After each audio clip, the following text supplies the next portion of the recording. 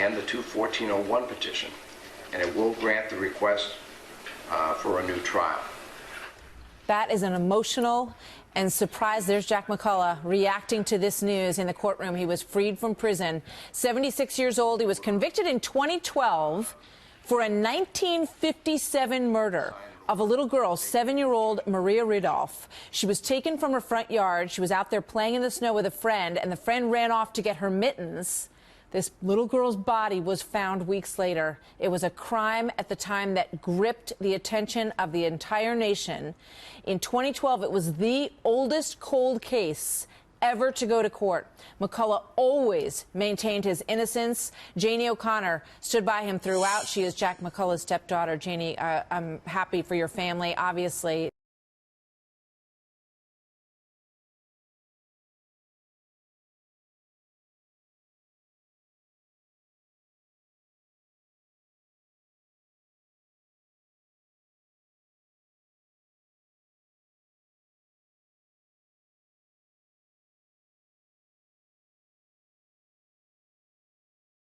Under both the post-conviction petition.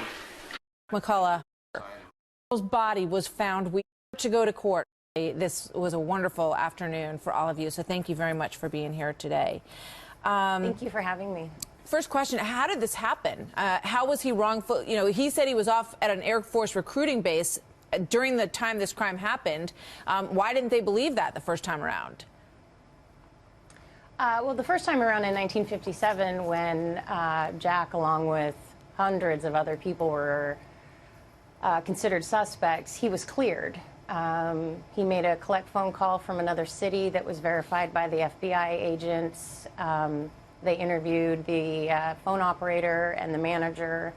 He spoke with 3 recruitment officers, and those gentlemen were interviewed by the FBI, and with all of the evidence and witnesses verifying that he was in another city at the time of the abduction, he was cleared in 1957. Right. But when you fast forward to 2008 and then the trial at 2011, the prosecution was able to keep out the original 1957 and 1958 investigation and create a new timeline. And since all of Jack's witnesses had passed away in those 55 years, he didn't have any witnesses. Yeah. What about the little girl who was with Maria and who saw this man? Her testimony was key, right? Her testimony was essentially all the evidence they had, but they were also able to keep out at trial that she had already previously identified someone on December 22nd of 1957, and that gentleman was 5'4" and 36 years old. And in 1957, Jack had just turned 18, and he was 6 feet tall and about 140 pounds. So he was 18 years old, tall and skinny. And her original identification, and she had actually identified 2 people. They were both mid to late 30s, short and heavy. So they look nothing like your stepfather, the people that she had originally identified. What's your opinion of how this went so horribly wrong? I mean, he's living his life and, you know, feeling like this is something, you know, that he wasn't part of and isn't part of his life. And then all of a sudden, slam, in 2012, it's right back in his lap. And the next thing he knows, he's in prison. He was, I said a long time ago that he was the last man standing because he was so young in 1957. All of the people that they had originally really looked at, well, they were adults, you know, mid-30s and older.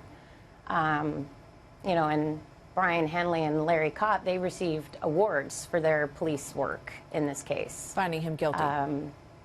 Finding him guilty. Yes. And what piece of evidence, what central piece of evidence did they use to find him guilty? They used Kathy Chapman's identification. There's been a lot of talk of the 6-pack photo lineup that they used.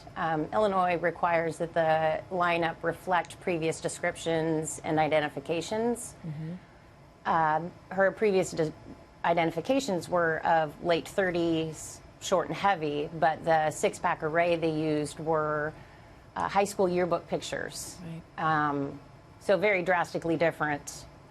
And that was essentially the evidence they had in the, I mean, their case is built on children's memories because children are the only ones left at this time, and so. Got it. Janie, we got to go, but What time somebody remembered eating dinner. Real quickly, if you can, what was his reaction? What did he say to all of you after spending these 4 years in prison? I mean, he was just so grateful. There's 3 people that made today possible. Crystal Harrell from the Public Defenders, the investigator, Jeff Doty, who wrote the book Piggyback, and obviously Richard Schmock. Their willingness to do their job with integrity and a moral compass made today possible, and I think Jack is overwhelmed with the gratitude that these 3 people did their job. Janie, thank you. Obviously, thank you. It's another beginning for the family of the little girl who was murdered, but your family is back together, and we thank you for talking with us today. Thank you, Janie. Thank you for having me.